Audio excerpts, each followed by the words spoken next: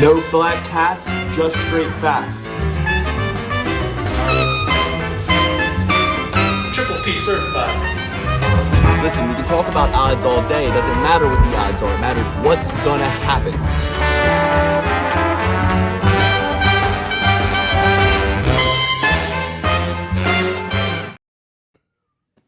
Welcome to the Parlay Pursuits. It is I, your host, Lukey CK, joined as always by the Euro Under King and Danny the Betman. Guys, we're coming off the heels of Johnny Walker versus Magny Live 2. We're coming up on Sean Strickland versus Dricus du Plessis, UFC 290 something. We're going to be breaking it down. Guys, we already broke it down for you, if we're being honest. We broke it down top to bottom, and it wasn't without complaints. I sent these guys the comment. Somebody commented on the video and said, that this was just kind of like a cursory breakdown. Clearly, we hadn't put in an in-depth tape study. I'm like, bro, check the date. We dropped it on like December 17th. No other channel had any other content out at that time, guys. So we already gave you our full early predictions for DDP versus SS Sean Strickland, top to bottom, main card and prelims. That video is there for you. Give it a watch, give it a like, give it a comment, a positive one. I'm getting a little sick of these people complaining about the free content. We don't do this for your viewership. We just do this to do it. Okay, so please unsubscribe if you're not happy with it. We don't care. But that being said, Alex won some money this week in the open bet sheet. Dan, and Alex all went 7 out of 11 on our picks, or straight up picks. And I won money too, by the way. Don't forget about the money. He just didn't gloat as loudly as Alex, so I had forgotten. But 2 winning open bet sheet tabs, if you will, Alex and Dan, showing you what they're betting, winning in the bet sheet for you. You can find the open bet sheet in the Patreon, guys. We need support in that Patreon. Get in there. We need money to gamble with. Patreon.com/PurplePlayPursuit. That's how you get the access to the open bet sheet with what we're betting each week. I did not win. These two did. So if you were tailing them, congratulations. We all went 7 out of 11. Triple P certified picks went 5 out of 6. That's tremendous. And a great start to the first card of the year, picks and Triple P certified picks wise. But let's talk over the card before we break down Sean Strickland versus Dricus du Plessis yet again. Alex, how was your night? How was your viewing experience? I know you won some money. Break it all down for the people. It was great. It was a live bet, a bet that happened on the fly. It wasn't, well, not a live bet. You know what I mean? It was during the card. It was a added parlay. They say never chase losses. I think that's for losers. If you're not trying to win at all times, you lost. So I took a downturn with the the Jedi pick. He was on a lot of parlays that I had going into the night, but I left some room to play, and I played, and I came out on top, won a good chunk of change. I'm here in Kashmir. I think that this is the year that I win every weekend. I can get used to this. I'm excited for another card, and we're just going to win even more this weekend. Dan, you won some money too. Yeah, your Eagles gear on. We're hoping to bounce back big against the Buccaneers tonight. We're recording this just before Monday Night Football. And how was your viewing experience? Did you get to watch the fight? I know past cards, you've been out and about. Were you locked and loaded for this? Watched the whole card, watched football as well. Had a couple screens going there. I just wanted to go over my wins. I had three official wins, one for 122, one for 200, and one for 105. The one for 105 was a 50% boost that my friends over at DK granted me. I was big on Jim Miller. I know you guys were doubters all the way up until fight time there, saying that, everyone's on Jim Miller. This could be the spoiler. He did not spoil whatsoever. In fact, he came through and then some, getting the finish. Magny didn't even hedge out on him, just rode it all the way through. We had Mario Batista. Thank you, Alex, the Euro Under King, swaying me. I was originally on the other side of that, but he fed me the logic there, leading me to Batista. And finally, Preston Parsons. He was on a couple of these as well. The logic, I broke it down to you guys, and it fell through just like I said it would. The pressure of Parsons going forward, not allowing the space for Semi to operate. He just doesn't, he loses his head there. And that's exactly what happened. The pressure got to him, and the money got to me. So it was a good weekend. Alex, you had a hot take on Semmelsberger. Yeah, I think he should be cut. If I'm being completely honest, I think he should be cut. I realized he was going to lose walking out when who's the new Megan O'Leary? What's her Charlie name? or not. Charlie or not? Or is it not? Which one is it, Luke? Charlie? I don't know. I mean, okay, so Charlie's talking. She's sitting there and she says, Semmelsberger said, "New year, new me. I was making excuses last year. My gym's an hour away. I wasn't training. I was using that as an excuse. New year, new me." Buddy, you have a fight January, what was it, 12th? January 12th?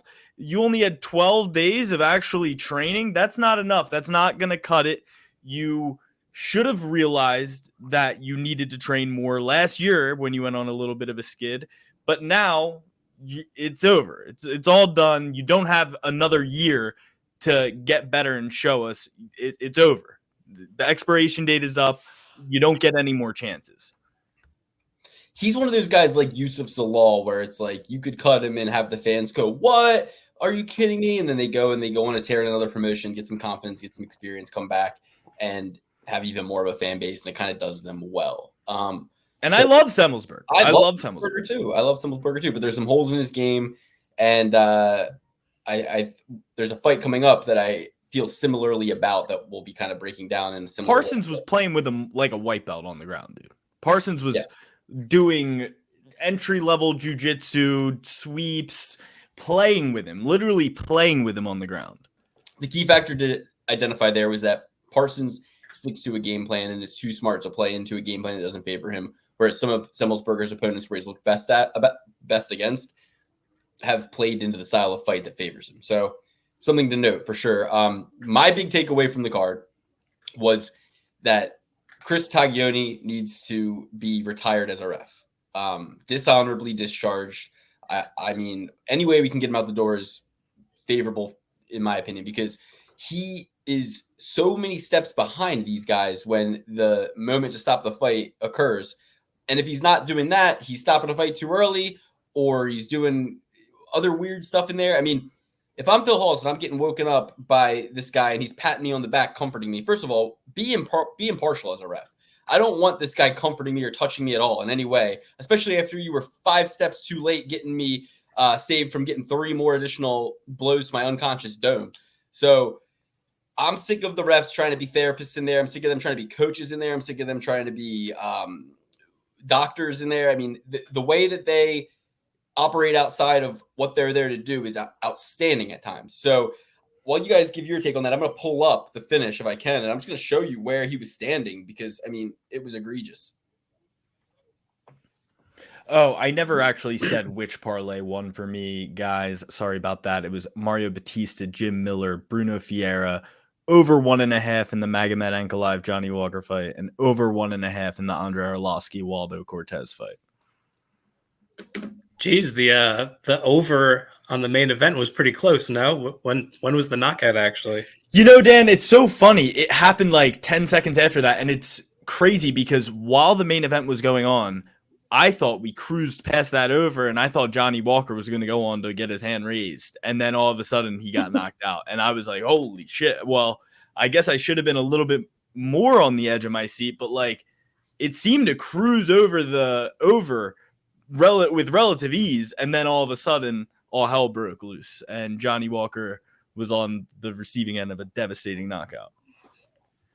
So I thought Johnny Walker was conducting himself pretty well in that first round. He got kicked in the nuts, but I thought you could even make a case to give him the first round. I don't know. If Johnny Walker had one bit of sense in his head when the doctor came in or the ref came up to him when he got kicked in the balls, he should have said the desert. Yeah. Literally right away. Well, look, I'm not able to log into my ESPN Plus account because I forget my password. So I'm not going to be able to show you guys where. But just go back and watch the Phil Halls knockout and notice that when the commentary team starts talking about Phil being in danger, Taglioni is just kind of lazily circling the outside of the other side of the ring. And then when Phil goes down, he's inching forward as if he's trying to, get a remote from a sleeping grandpa on the couch. I mean, like he's creeping forward, like he's, like he's trying to. I mean, dude, you're not in a Home Alone movie. You're not the Wet Bandits trying to sneak into Macaulay Culkin's house. You're Chris Taglioni. You're Shrek, but you're in an octagon situation right now, and you need to be a little bit more fleet of foot. Say what you want about Jason Herzog and his corruption, but he at least is fleet of foot, right? So I'm so sick of Chris Taglioni. I think he should be disbarred. I think Phil Halls should come after him legally, financially, sue him. And these refs also, especially Chris Taglioni, he's the most guilty of this. When it's two females in there, he's always like telling them like, good job. After the fight, he's always like, good job. And it's like, dude, you're not these people's parent. They don't know you. They don't give a fuck about you. Like, I'm sick of Chris Taglioni, man. I was watching a fight, and I believe it was a nut shot. And my wife, who was obviously not a rabid UFC fan like myself, she's watching. And after the doesn't nut have shot, nuts. So after the nut shot, Taglioni goes, just like like you said, Luke, like a therapist, just comforting him, like, "Are you good? Are you okay physically? Are you okay mentally? Are you okay spiritually?" And my wife is like, "What is this guy doing?" She's like, "Are you?" Now, anytime there's a nut shot, we look at each other. We go, "Are you okay mentally? Are you okay spiritually? Can I get you anything to drink?" In every fight that he referees, there's something like this. That's why it's like hard to really think of an example, because there's just always an underlying weirdness in all of it, So guys, let's go back. Let's make a tape on this. Let's make a compilation on this. Let's collect the footage. Let's do our due diligence. So anyway, that was the big moment for me. Johnny Walker, for me, this guy has too many holes in his game. Similarly to what we said about. Are you Kevin Lee today, dude? You see a lot of holes in people's games. The reality is, it's just like, Johnny Walker can look really good in some moments when he fights guys who do not just treat it like guys like Magomed and Goliath do, which is, I'm going to tactically assess and destroy this guy without any respect to his bullshit or what he's got going on, right? When you allow him to get going with his own bullshit, that's when he gets going. And it's like, same with Semmelsberger in a way, right? It's like when you allow him to start to get going, it's like, then these guys are going to succeed. But if you just nullify it with the game plan, that's where the buck stops. Buck stops here. Where the buck stops with me is that Johnny Walker is a wincer. I'm ready to confirm he's a confirmed wincer. He got hit by Ankalaev and he started wincing immediately. And then he got hit the second time and he went, oh, like he had to look at his face. I was like, really? Like, why would you hit me again? Like it was, and it was crazy. Like he has an involuntary response to hitting, which is to take like almost offense to even being hit. You know what I mean? It's like, what is going on here? He's like spellbound by the sensation of getting hit. He doesn't fight. He freezes, Fight or flight. Or freeze. Or freeze. There's a fourth F2, but well, it's ne'er mentioned. So, okay, any other standout moments we need to just... The Maniac McGee is phenomenal. Yeah, I mean, he's really, really good. Tremendous back muscles. I mean, they were bulging. Because you're just waiting for him to slow down, and he doesn't slow down. He's a maniac. Yeah. Same gym as TJ Dillashaw, right? Oh, so then now we know why he can go forever. I'm not saying anything. No, I thought he was in the. Is he with Sam Calavita or whatever, the MMA lab? Is that the gym or no? There's some sort of lab involved. I thought he was at the one. No, MMA lab. Isn't that the one with Sugar Sean and Malley?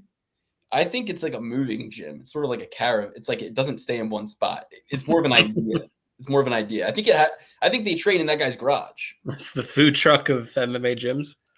Like they train in his garage, but if they're not in his garage or somewhere else, it just becomes that's the lab that day. I don't know. But it was a decent card. I didn't really have that much fun watching it. Couldn't really get anything going betting wise. And didn't enjoy the fights that much either. Did you see this crazy person, Jean Silva, barking and his slow-mo walk out to the octagon? Okay, you actually did remind me of something else we have to talk about, but Weston Wilson, coward of the county, coward of the South. I mean, do they make anything but cowards out of that gym in South Carolina, man? Just pencil neck, yellow bellies out of South Carolina. Chicken shit, chicken necks, chicken jaws. Weston Wilson coming in there. And weight bullies, too. Like, they all come in there 4 feet taller than all their opponents. Wonder Boy, Weston Wilson. And what happens? They get given what for? I mean, Weston Wilson was looking for every way out of that fight. He was just waiting for a punch to land so he could cower up and go down. And I really wanted him to get done what Phil Hawes got done. You know what I mean? What happened to Phil Hawes should happen to him. But you'd be surprised how many people in the Discord were saying, come on, man. Like, if you weren't gonna stop it the 4 other times he got knocked down, like at least let him hit the floor this time. Like, we want to see something crazy. If the beating they're taking when you stop it is not as bad as the worst part that happened in the sequence before, that's bullshit. Like now you've got to let him die in there. You know what I mean? Because you've already set a precedent. You know, we can only operate off precedent. So I can't agree more. And I think you should have to tap out the strikes more. I don't think you should get this little. It's almost like they're like choreographed and they train, they practice it. It's almost like Wonder Boy pulls him aside. If you ever get in trouble in there, you just curl up like this and just do this kind of body language stuff, and then the ref will stop it. It's like, not that he does that, but I'm just saying, like, it's almost like there's tools of the trade involved, because he seemed to know exactly how to get the fight stopped without getting knocked out. Yeah. Choreographed dance routine. He was taking a ton of punishment, though. I mean, I can't call him a coward after the beatdown he took. When you run away from it the whole time, what do you mean? I don't know. I mean, he was shooting takedowns. Ask him when he ever wrestled in his life. Who's teaching him how to wrestle down there? Wonder Boy? He probably thought he was good wrestling with all those South Carolinians. Luke, you didn't hear this because you had the commentary off, of course, as always. You were listening to Shay, Cat Williams, of course, instead. I missed a lot. This was one of the beginning to end, no commentary. So I was listening to Club Shay the whole time. I was like, Michael Bisping, Paul Felder, who was it? Paul Felder, and I was like, doesn't matter, not watching. Yeah, so when this guy is like walking out, doing his slow-mo walkout, Michael Bisping's talking about him, and he's like, this guy told me in our interview before the fight that he thinks he is the most aggressive person in the world and that he hits harder than anyone else. And he was like, he's just that type of guy. and this guy walked out like it's a scene in a movie or something. He's literally like walking in slow motion, like getting ready for this fight, gets in the cage, and then is just a complete animal, doesn't take a back step once. It's all fast motion, dude. And then starts barking like a madman after he wins. Like, this guy is insane. I love him. Yeah, that was great. I enjoyed the finish, but I would have loved to be able to, bet him in some capacity. I mean, -9. And it's funny. It's like, who could we put Weston Wilson in there with where he wouldn't be a -1100 favorite on the other side? Like, who is there? Anybody? You wonder, right? And it's like, so then why are we doing this? Then why are we so insistent? Like, why are we doing this Make-A-Wish dream come true type thing for buddies of fighters who also shouldn't be in there anymore? Yeah, couldn't agree more. Joshua Van. Did you guys see Joshua Van's fight? That was great. Of course, Luke was criticizing him until he started dishing out a beatdown. Luke was like, "Oh, he's small." Last thing I want to talk about on this, we can talk about Van if you guys want. But Joshua getting the Van might be a real life Homer Simpson, dude. I feel like he drops every single first round in every single one of his fights, and then just comes out throwing missiles. It was a fine fight. The one that stands out in my mind, though, that needs addressing is Waldo Cortez Acosta versus Andrzej Arlovski. I got like marbles in my mouth today, dude. I think I was out there shoveling snow. I think I like froze my tongue, and now I'm drinking cold coffee and just compounding it. But anyway, Waldo Cortez Acosta, villain of the week, scrub of the week, junior varsity of the year. He stinks. This guy sucks. You barely beat Andrzej Arlovski. You can make a case that Andrzej Arlovski is like dominating him in the last minute of the fight. He's just kind of coasting because he knows he's ahead on the scorecards. And it's like, for Andrzej Arlovski to go in there 12 years older, whatever it is, way over 40 years of age, and he's like competing better than Tony Ferguson competed with Paddy the Baddy. No shame, no mark, no cutting Andrzej Arlovski. He gets 8 more fights if he wants it, and pay him $800,000 a fight. I don't give a fuck. But Waldo Cortez Acosta, this man did not do what the UFC sent him in there to do. He did not produce a highlight reel finish. He taunted. He, was just... He lost a round. He literally lost a round. It was 29-28 on every judge's scorecard. Yeah, I hate him, and I'll never, ever, ever trust him again. And I'll never bet him again, and I'll never support his career. How about that? So, hope it was worth it. going in there to have a sparring match. I don't care that there's no fans. You're in there having a sparring match on our dime, on Dana White's dime. Dana White's paying Andre Arlovski $750,000 to go in there against in front of 15 people, and you're letting them get out of there without a nosebleed. I would love to see the texts that Dana White was sending about Walter Cortez Acosta. Did you guys see that there's like a lawsuit and like some of the texts are leaking or being like subpoenaed or something like that? And there's all these like texts being released between like Dana and Lorenzo and Dana and like the old matchmaker. What was his name? I forget, but I don't know if they're real or not. Silva. Joe Silva. Yeah, I keep seeing them get released, and it's hilarious. It's like if they're real, it's like almost as if a chat GPT wrote it. It's like exactly what you would expect them to be saying. You know what I mean? Like, What does it say? The one I saw was like, is John Jones still being a scumbag and dicking around about the Gustafsson fight? And they're like, yeah, we're inching closer though. Like he's being the douchebag, but we'll figure it out. It's just hilarious. Like it's, and then the other one was like, literally it said something like, he needs to know that we don't need him. And if we let him think that we do, he's going to continue to fuck us like he's been fucking us or something like that, even worse than he already has. Or what, it was just like crazy. It's like exactly what you would think that they would be saying, but tell yourself, Right. Not, Right. That's hilarious. And it makes you think it's like sometimes business is a lot more simple than people make it out to be. It's like, people can sit and theorize all day, but the people who are making the money in this world, when they're making decisions, it's very matter of fact. It's very straightforward. It's like, hey, no, we're not going to do that. Because if we do that, he'll have a massive upper hand on us, and we're a business, and we're trying to make money and not have our assets become liabilities. And then everyone's like, oh, that was harsh. It's like, well, this is the one that is still around, the UFC. The other ones are not. You don't have a company. What the fuck are you talking about? Like, prove me wrong. Go about business the other way then. Do it the other way. See what happens, It's like decisions are made very just like, well, no. And then you talk to like real estate owners and stuff like that, and it's like, they're like, oh, yeah, I had to do this. I replaced. And you're like, oh, so you just did that? It's like, yeah, I just did it. I don't know. And it's like, people just make decisions, That's where we don't, that's where we need to evolve to a place where we're just operating on instinct and just deciding things and like taking air conditioners out of this apartment, put it into that apartment, take the fridge out of that one, take the doors off, sell it on eBay, get a new fridge. People are just moving. You know what I mean? All this stuff's just happening around us. And we're just sitting there going, what are the rules? Stop with the rules. No more rules. You know what I mean? Better to ask for forgiveness than permission. And I don't know how I'm going to apply this, but it just seems like that's what's going on, I'm excited to hear what the next step is. Where is the podcast going to go now? I can only imagine. It's more no rules. Screw the FCC. I'm going to blow every copyright thing out of the water on this show. Let's do it. Let's stream UFC on the show. No, that's not what I'm talking about. Pay-per-view for free right here at the Triple P.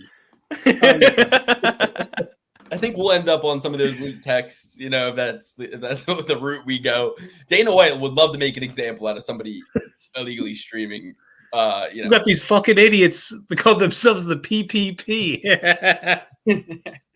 I went and I informed the CIA. They're fucked. That's fucking illegal. So, I got a really good drop that I can't wait to use. I added it in. It's a brand new one. All right, let's talk through. Let's talk through the nuts and bolts of Sean Strickland versus. Before that, Tom Nolan got knocked out by Nicholas Mota. That was crazy. Dan, weren't you on Nicholas Mota? No, we PP certified. Oh my gosh, dude, that's crazy. That's your wrong Mota with his first opponent, and then switched. Maybe I forget something. He's been on Mota for a while now with various opponents, but when it comes to Nicholas Mota, it's one of those situations where sometimes we have to be willing to hold our nose and bet on somebody who we don't really think belongs in the UFC necessarily, or don't really think has a high watermark as far as future potential goes. But when you can get them at an underdog odds, they've been there before. These are the situations where you got to say UFC newcomers lose at a 66% rate. Hold your nose and go with Nicholas Mota. He's been there, done that. This other guy is going to be surprised at the very least with the level of competition he's confronting. And that's what happened with Nolan. I think we have to. And once Nicholas Mota said, this guy's been talking crap on me online, he thinks this is going to be a walk in the park, but it's going to be a walk through hell. I knew. And that's the stuff you get from actually watching the broadcast, Luke, and listening to those morons talk. You lose a I feel like a national bozy bear. you lose a couple brain cells, but you come away with you come away with knowing you're going to lose a pick before it even happens. Yeah, You're I was like, gonna "Oh, say by the time you hear it, it's too late. Can't even bet. yeah, No, you can bet live, you can hedge, you can do a million different things. It's never too late. Fareed Basharat, not as good as his brother. No, I think that Lopoulos is very good. I think that fight went exactly how we thought it should. It should have been lying more closely to a pick'em, but ultimately not, because Lopoulos was not really that competitive, and it could have been competitive. He was competitive in resisting the onslaught. Mm-hmm. That's He not didn't enough. get offense of his own. Yeah. Hey, if you're Lopoulos, you take inventory, you say, I didn't take any damage. I got a great workout in over 15 minutes. I went live with an undefeated guy for a very long time, and he wasn't able to get a finish. I was able to survive in uncomfortable positions, stop his onslaught. There's some work to do, but I'm meant to be here. That's where you go from there. And I think with a loss on his record, it's hard to say because the odds makers and the public are getting more and more kind of bereft of these kind of guys. But you would hope that coming off that loss, you get him at a better, or not a better, but like a good line. You hope that in his next fight where it's a pick'em, he's still the underdog and he wins this time. You know what I mean? That's kind of what I'm hoping for. Batista, future champ. He's amazing. Mario Batista. Yeah. And you guys, you love that Ricky Simon. You love him. Luke, you thought that was even like a close You fight. talked me into Batista, and the more I put it together, I was like, listen, the line, the sentiment, the fact that Ricky Simon will have to do so much over 15 minutes to keep control that entire time led me to Batista, because at the end of the day, Batista is competent enough he proved he's competent enough to get off his back and get up to his feet. And he has a good infrastructure of coaches around him to support him with the right game plan and the right style. Some of these other guys that come from these other countries and these gyms that are largely Brazilian Jiu-Jitsu based, and you have these guys that end up on their back and they're just throwing elbows and they're not trying to get up at all. And it's so frustrating. He's not there. He's at a gym that tells him, get back to your fucking feet. So as long as the guy's there, I'm going to pick them with the reach over the wrestler every time, because we've just seen it too many times. Israel Adesanya and Derek Brunson, where the taller guy is able to use his leverage, peel him off, bop, bop, bop, bop. And then you get so tired when you can't get the takedown, but have to keep going for it, but can't get it to rest on top for a little bit. And he's a pretty great wrestler himself, Mario Batista. In his last few fights, I feel like he showcased that more than his striking. Any other fights from that card you want to discuss? We pretty much hit all of them, I think, right? No, that's all. That's all. Reach over wrestler. That's what I took from that. Reach over wrestler if they have a anti-wrestling game. If their game is, I'm Charles Oliveira and I'm Du Bronx and I'm going to let you – he's a bad example because he actually does have some pretty slick takedowns and takedown defense. But, if they're willing to accept the ground, it's going to be them wondering why they lost a decision, when they threw 4 triangles up and elbowed him 100 times but spent the whole round on their back. So – yeah. All right, let's move on to Sean Strickland versus Dricus Du Plessis. Take it right from the top. We got Sean Strickland taking on Dricus Du Plessis, UFC 297. This is going to be Saturday, January 20th. It kicks off 6:30 p.m. Eastern time. We're all going to be together. This is going to be a glorious 12-fight offering, a Triple P classic, and some fights that were supposed to be on here. Volkanovski versus Topuria, that got moved. Makhachev and Oliveira, obviously some switcheroos happened on all fronts. Jan Blachowicz versus Rakic. Blachowicz is out with a shoulder injury. We know that. Reyes and Olberg. Olberg pulled out with an injury. We broke that fight down. And other than that, we got a lot of Canadians on this card. It's interesting when you look at, the prelims is all Canadians. You got one featured Canadian on the main card, and that's Mike Mallot. But whenever the UFC goes to UK, they go to Brazil, they go to these other countries a lot, Saudi Arabia or not Saudi Arabia, fucking the Arab world, Abu Dhabi. You have a lot of the hometown people win.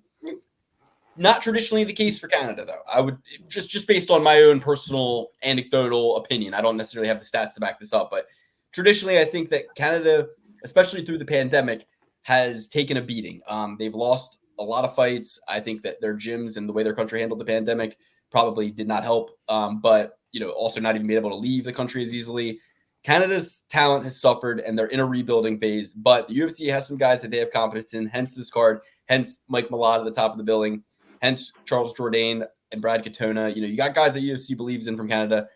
I think some can get the win here, but it's going to be interesting to suss out, do we think this is going to be a hometown card where a lot of these Canadians, come out on top? That being said, we're going to start with the main card. Sean Strickland, Dricus du Plessis, one of 2 title fights we have tonight. Don't get excited about the other one.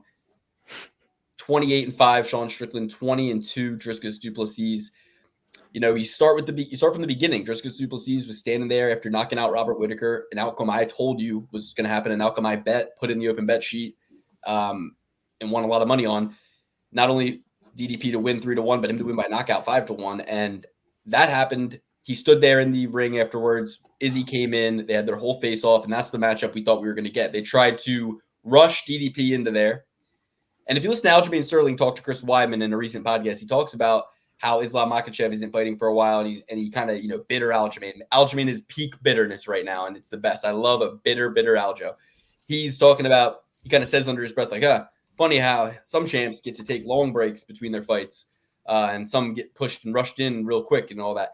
And it's like he really is onto something there. It's funny that he knows he's identified something, but doesn't know how it works. The reason that is because some have elite level management who are able to put them in favorable positions when it comes to the calendar. And whether you're Ali Abdelaziz in the management of Islam Makhachev, helping him get all the time he needs between these fights to do Ramadan, to do whatever he needs to exclusively headline in areas like Abu Dhabi that we mentioned earlier, that's great and that helps. But there's nothing stopping Aljamain from making similar decisions and not getting bullied and pushed around all the time. He seizes the brass ring more often than not and thinks that it's going to be, advantageous for him, or he's going to prove everybody wrong, or it's going to be out of motivation. But he got bullied and pushed into taking that fight with Sugar Sean so quickly. And as a result, is now not the champion anymore. So had Dricus gone into that fight with Izzy, he may have still won because we saw how Izzy performed against Sean Strickland, but maybe Dricus would have gone in impaired. Izzy would have had the advantage and defended his title yet again by kind of, working the calendar. So now Izzy's on the sidelines and we got this new matchup. It's interesting because it's not one that Dricus ever had in mind. The most powerful element in the art of war, the element of surprise. So he's already surprised. Sean Strickland is already in a power position over him, in a sense, right? He went in and did his dirty work, seized the title while he was choosing to opt out, and here we are. So the important thing for me to pay attention to is their last line. You have Sean Strickland coming in against Izzy, plus 550, plus 600 at some books. He wins. Now he's coming in a favorite. You have Dricus du Plessis, plus 330, plus 400 on some books against Robert Whittaker. Wins. And now he is a plus 110 dog. We have this fight as a relative pick'em, but I think if you're going to look at it as a game of centimeters and dissect that line, you go, the value is clearly on Dricus du Plessis, who is still clearly being undervalued, whereas Sean, coming from a plus 500 now to a favorite, that has nothing to do with his fighting ability. It has everything to do with his popularity at this point. Popularity shouldn't affect probability, so except to ward us away from it. So therefore, if we're looking at that as an indicator, we move towards DDP.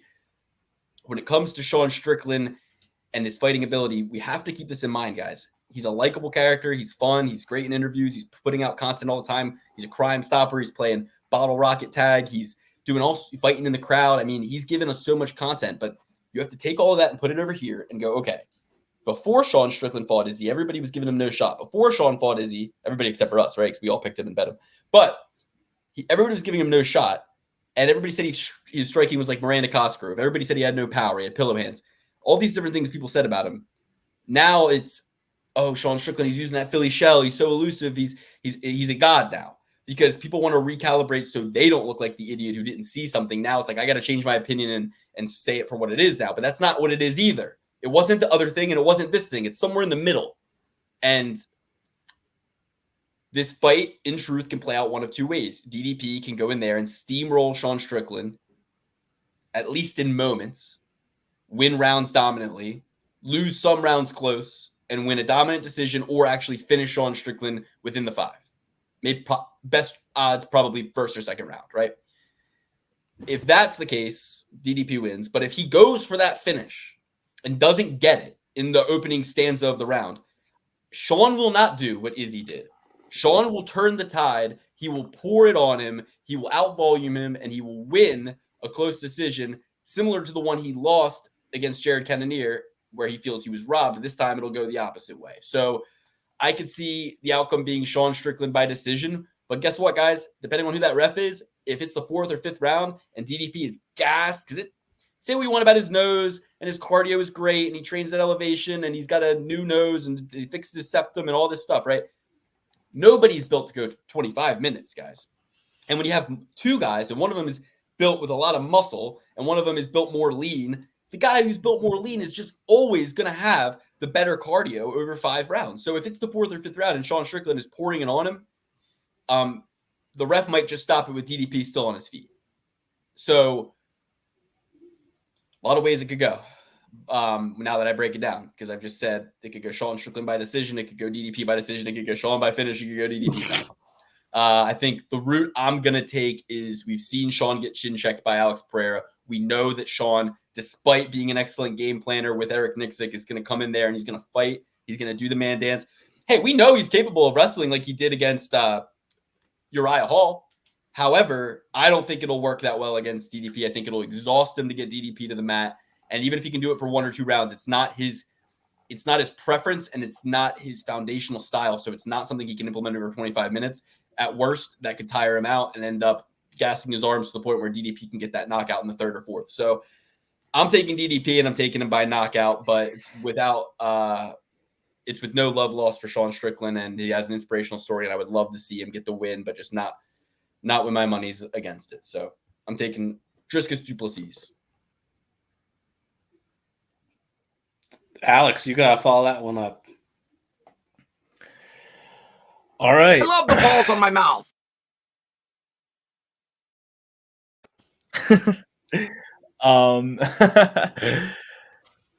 Yeah, so this is a tough fight. I think Sean Strickland is more motivated than ever. This is not going to be somebody who won the title and then rests on his laurels and ends up losing the title in his next fight.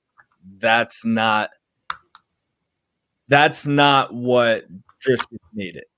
Dricus made it personal.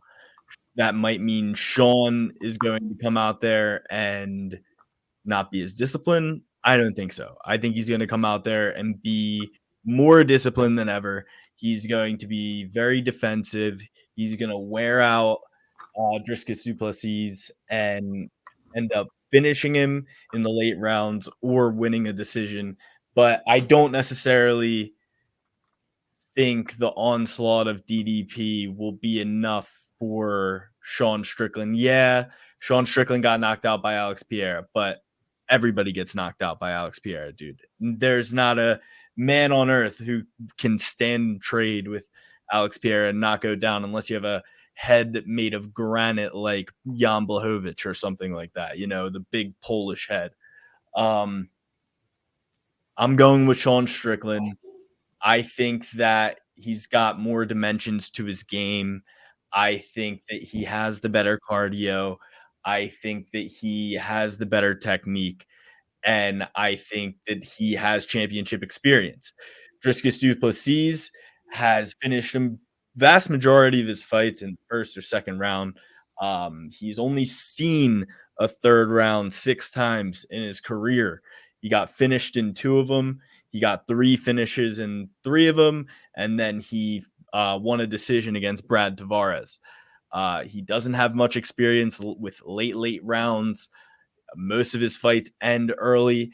And I just think since the Alex Pereira knockout, we're going to see, like we have been seeing, a disciplined Sean Strickland, not going to get suckered into a slugfest. I mean, he could because of all that aggression that he has towards DDP now, the classless DDP. But I think it's just going to bring the best out of Sean Strickland. I bet he's been training like a maniac. I think that he's not going to take too many back steps. I think he's going to beat the shit out of DDP and wear him out and take him to deep, deep, deep waters and win the fight by finish in the 4th or 5th round. Dan, what do you think? Let me break the tie here. The pick is Sean Strickland. I'm fairly confident on this one. I don't even know if I'm going to hedge. DDP, I can't get the Darren Till fight out of my mind, where Darren Till, at the backside of his career, was giving DDP some hard times throughout that fight.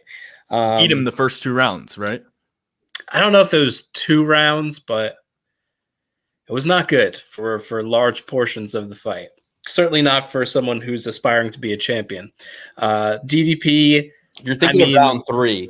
Dricus du Plessis ran out, grabbed Darren Till, threw him up against the cage, and unloaded about 60 unanswered strikes to his fucking dome and body. And then he got tired and started losing later in the fight. He beat the shit out of Darren Till for 2 rounds, and Darren Till looked okay at the end of the fight when he did nothing. Yeah, you do nothing for 12 minutes and then have somebody else punch you and punch for, Yeah, so he compromised him by bludgeoning him to death, and even a bludgeoned Darren Till had his way with DDP. So that's you're fucking giving Darren Till way too much credit, dude. I think you're giving DDP too much. He runs forward with his little karate blitz thing, even though he doesn't practice karate. He's got a little 1-2, and he's big and fast and strong. Sean Strickland is going to read that like a book. He's not going to get caught by it. That can get Darren Till back to form, okay? So what's that? I said there's not enough steroids in the world that can get Darren Till back to form. So we can keep. I'm not a Darren Till apologist. I'm not. Mate, these needles ain't working, mate. They ain't working in my arm. I ain't getting any stronger, lad. My ACL is still torn, man. Mate, I've been out of UFC for 13 months and I can't get any stronger, man, lad. Me balls are shriveling up, but I can't get any muscle, lad. That's such a bad Darren Till, but that's pretty good. I love the balls on my mouth.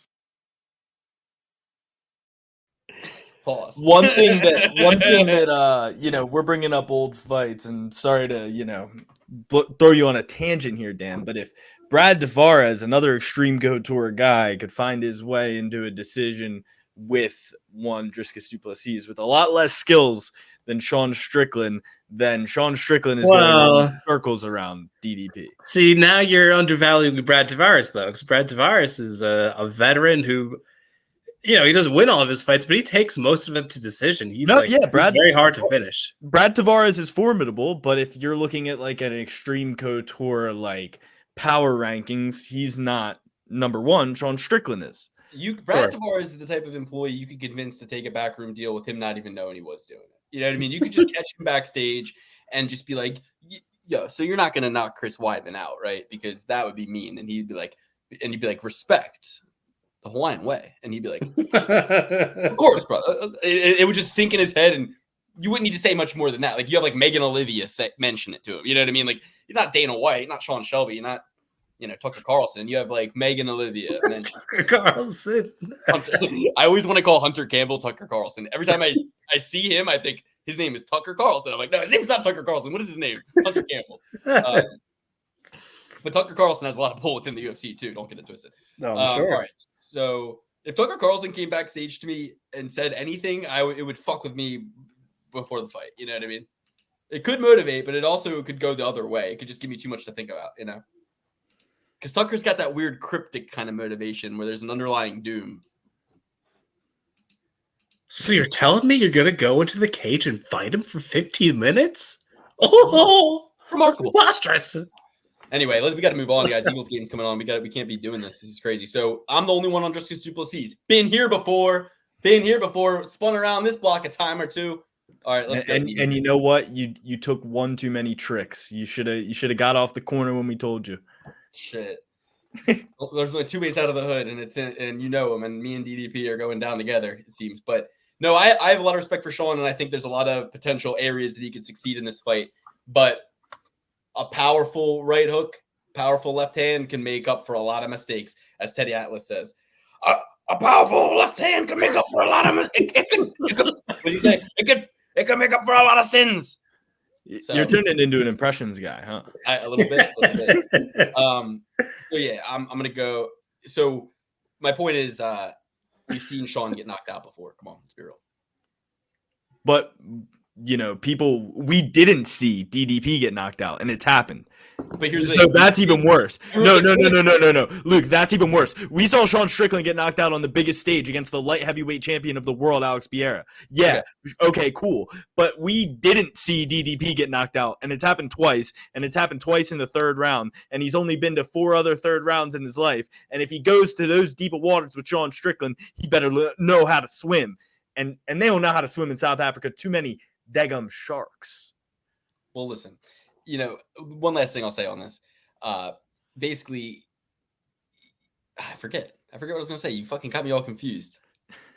You confused the shit out of me. Something about the sharks. No, it was before that. Oh, everybody says, well, what if just because Plessis, he's always getting tired and he gets winded and stuff, and he still knocks these people out. So it's like we've seen his worst case scenario time and time and time again. He still triumphs. But we haven't seen his worst case scenario, but it's happened against people that are not in the UFC. That's all I know.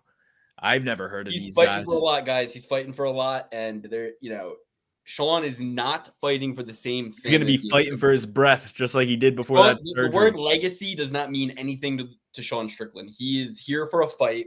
He's looking at this as another fight, and that could be good or it could be bad. But I know that if Dricus du Plessis is fighting for more than Sean, he's going to fight harder than Sean. So how does the scoring work with the first round, where Sean Strickland won? He already won one round 10-9, right?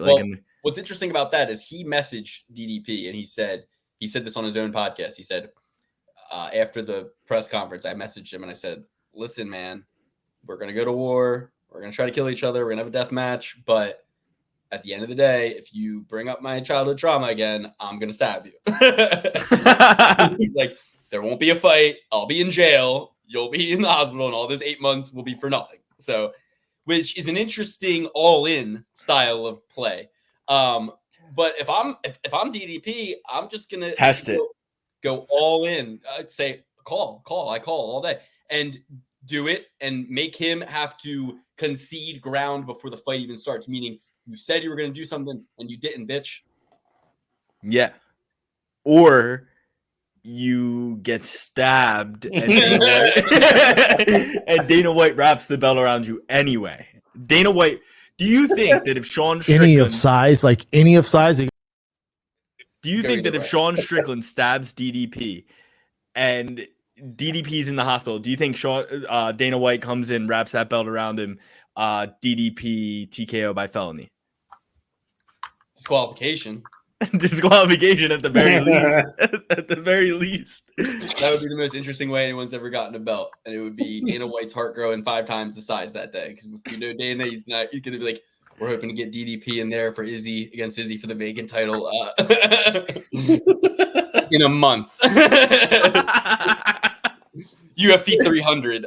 We're trying to make that one happen. He's going to be back to training in 2 months. If the stab wound isn't infected, but we know Sean peed on the blade. So get your Pray for DDP shirts on sale now. So next fight, this one not. You should start selling them before it happens, just in case. Get ahead of this. It's like it's like the pepper before the steak. I mean, we have a lot of bad blood in the main event, but not to be outdone, this co-main event, these girls have built this fight. I mean, they have heated rivalry, bad blood. Wait, what's going on with this?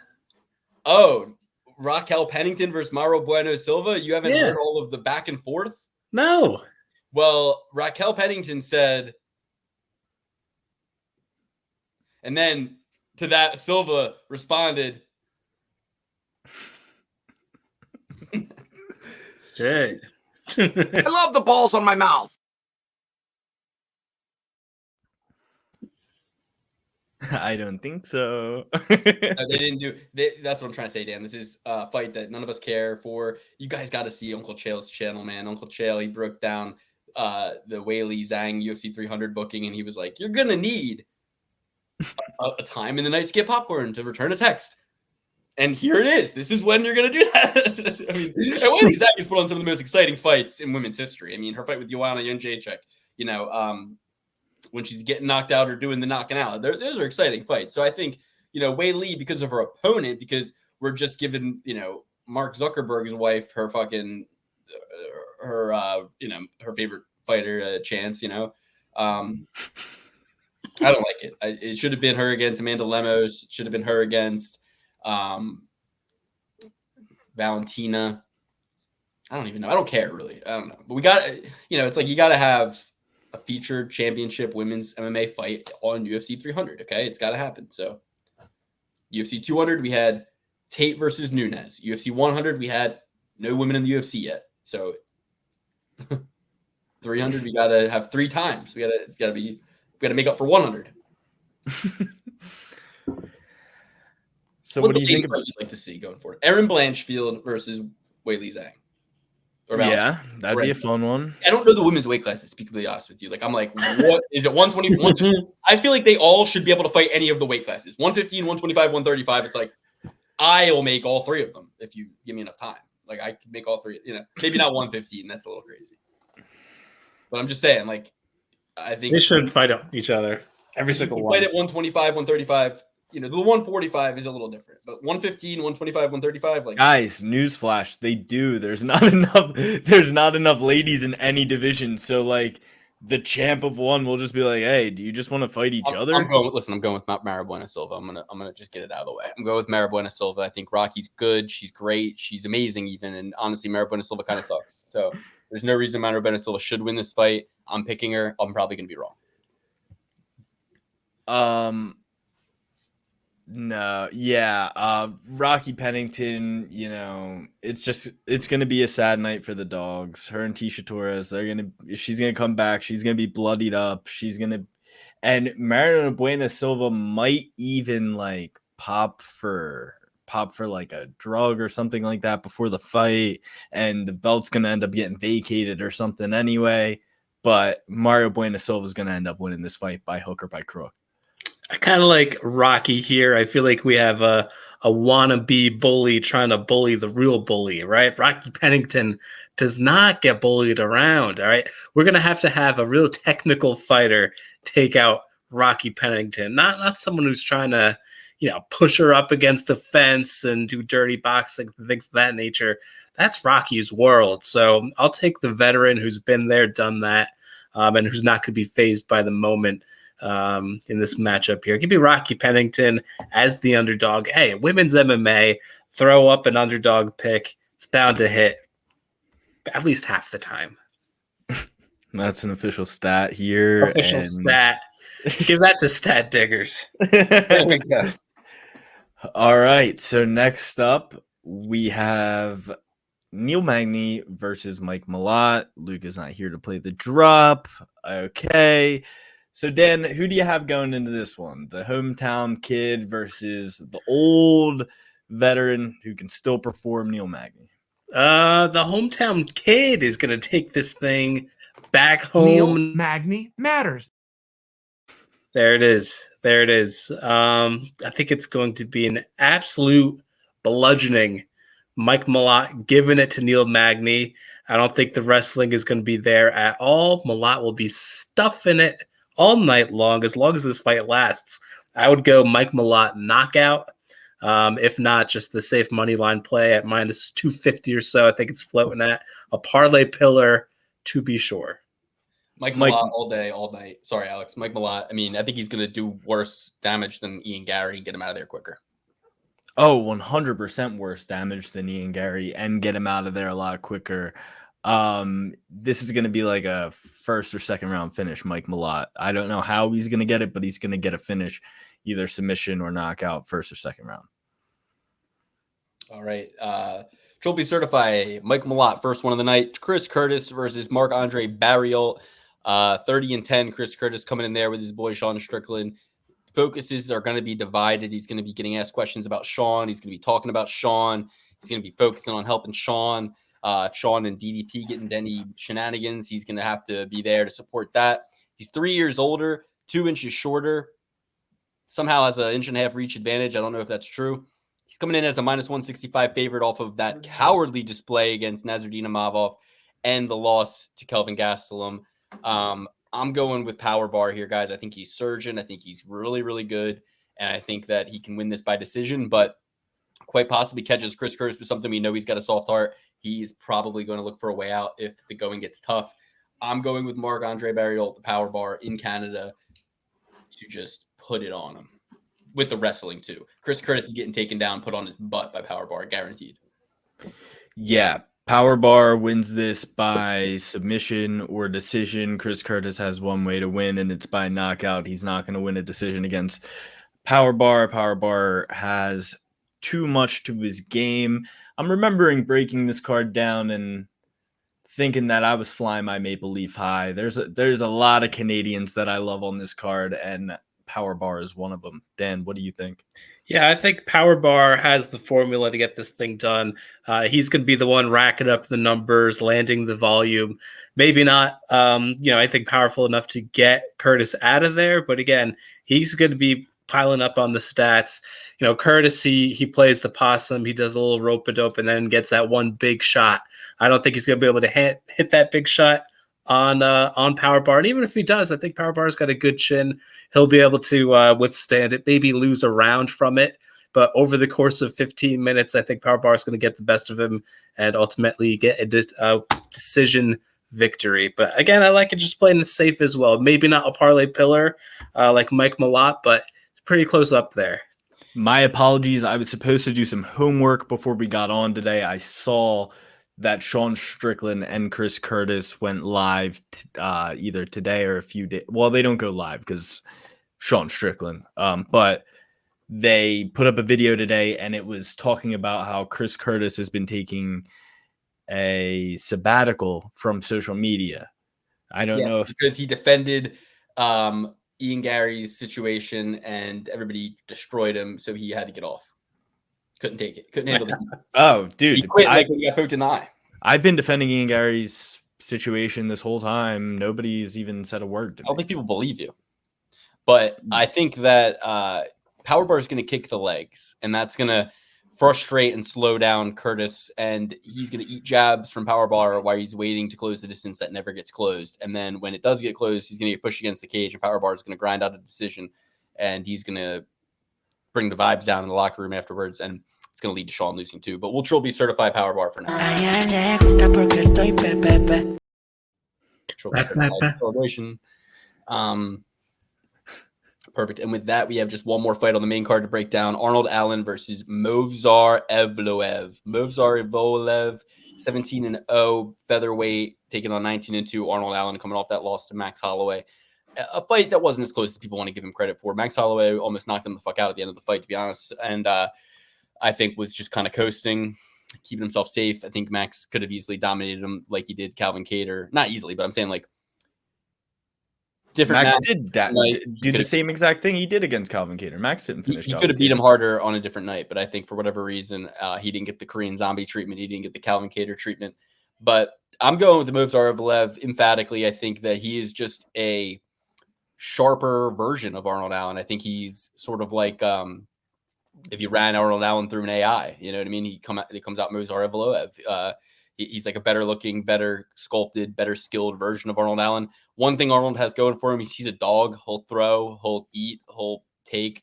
But I think Evloev is just too slick and too of all the people he's fought recently who have that chance against him, Diego Lopez, Dan Ige, Hakeem Dawadu, Nick Lentz, right? Those are guys that I would say pose a more unorthodox, herky-jerky, chaotic style that you have to worry about Evloev getting KO'd a little bit. And he's had some moments in all those fights. But with Allen, he's too good to be like that. So he's going to have to fight Evloev in a standard kind of way, of which Evloev's going to be a beat ahead of him and have the advantage in the grappling department should things get awry. So I'm going with Evloev. I think it's a great time to grab him at this line. You know, can't really complain when he's usually coming in at minus 400. I'm going to go with Arnold Allen. This is a home match for him. I'm pretty sure he trains at not American Top Team, at TriStar Gym. He's been there. He trains there. He doesn't have to take a long flight. He's got one of the best coaches in the world in his corner. And he's an animal. I mean, Max Holloway does that to everyone he fights. Minus one guy, Alexander Volkanovski, and then Dustin Poirier. and Dustin Poirier, but that was different. He filled in on like 10 days notice because Habib had to pull out, right? End up a weight class. I mean, you could make End up a weight class as well on short notice. And yeah, he got the shit kicked out of him by Max Holloway, but he never went down. He never said die. He went in there with Alexander Volkanovski, beat Alexander Volkanovski in a couple of those fights, if you ask me. But that doesn't matter. Max Holloway is a beast. He does that to literally everyone. Arnold Allen has faced that adversity. He's going to be up for the challenge of a Movsar Evloev. Arnold Allen is really good everywhere. I think he's way better at striking than Movsar Evloev. He might be in trouble with Movsar's takedowns, but I feel like he's going to be able to get up, stay on his feet. But I think he's going to be a beat ahead of him on the feet. Big, strong. Movsar Evloev looks like he's on every steroid in the world, but Arnold Allen's dad was on the junk too. So you got to think some of that got into that semen. Arnold Allen. How do you know this? He said it on Ariel Helwani years ago, dude. Come on. When I used to be a fan of UFC fighters, now I hate them all. Like Dan said last week. Arnold Allen's going to win this fight. Dan, what say you? You've been on mute for a while. You're on mute still? You're on mute. Sorry about that. No, we got Evloev here, Alex. Evloev is the correct answer. I like Arnold Allen, but he comes up short in strikes thrown and landed quite often. Large stretch there where he's landed like 35 strikes in a fight. Evloev doesn't really have the finishing ability. I don't think he's finished even one fight in the UFC, but he's putting up like 75 strikes per fight minimum. So I think that there's that discrepancy is going to be too much for Allen to overcome without the knockout. And, Evloev is as hard as they come to knock out. Not to mention the wrestling. Arnold Allen has pretty good wrestling for a Brit, but they feel like Evloev, at the very least, can use the wrestling to get himself out of a tricky situation. If not, put himself in a dominant one offensively. So Evloev, maybe not a parlay pillar again, but very much close there. Very close. And I think for two Brits to get up on two Russians this year, you have Tom Aspinall over Pavlovich, and now you're telling me Arnold Allen's going to beat up Movsar Evloev. I mean, if that happens, Putin needs to invade the UK because that would be a sickening display for his motherland. All right, cool. Let's go through our picks top to bottom, and then we'll get over to the Patreon, break down the prelims. Thank you for joining us, everybody. If you want to get the full episode that's for free on YouTube, it's there for you, the one we did about a month ago. If you want to get the second look on the Patreon, about to break down the prelims for you again on the Patreon. Another episode of the show, great way to support the show. If you like the show, if you like what you've seen so far and you want more, go to the Patreon where you can get an extra episode of the show every single week, get access to our open bets sheets, and much, much more. Cool. I'll take everybody through my picks real quick. Sean Strickland, Mauro Bueno Silva, Mike Mallot, Marc-Andre Barriault, Movsar Evloev. That's my main card picks, top to bottom. Nothing changed for me going forward. Maybe I picked Sean Strickland last time. I don't know, but nothing changed for me here moving forward. All right, you're rolling with me. You got Sean Strickland, Mario Bueno Silva, Mike Mallot, Marc-Andre Barriault, and Arnold Allen. All right, going with me, we have Sean Strickland. We have Rocky Pennington, Mike Mallot, Marc-Andre Barriault, and Movsar Evloev. And the only thing we can all agree on this time around on the main card is Mike Mallot and Marc-Andre Barriault, the two Canadians on the main card, are going to get it done and get wins. I like that. If you want to get the rest of our Trilby certified picks from the prelims, hop over to that Patreon. Thanks so much for joining us, everybody. And get in the Discord, chat with us during the fights. We'll all be together. I don't know how much Discord we'll get to this weekend, but it's a hotbed. People are chatting. People are throwing out picks. Get on in there. Thanks, everybody. And we'll see you in the Patreon.